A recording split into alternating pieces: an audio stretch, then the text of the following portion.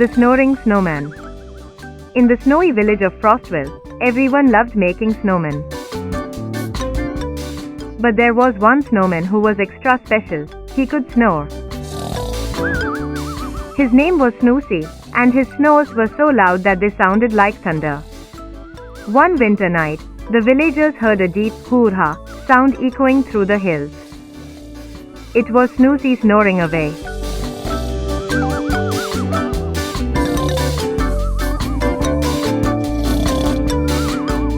The noise was so loud that it kept everyone awake, and even the stars seemed to twinkle in rhythm with his snores.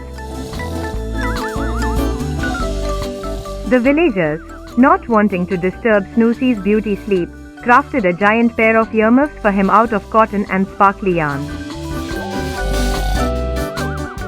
They gently placed the earmuffs over his icy head, and just like that, Frostville had the quietest and coziest nights again. Moral: sometimes, a little kindness and creativity can solve the funniest problems.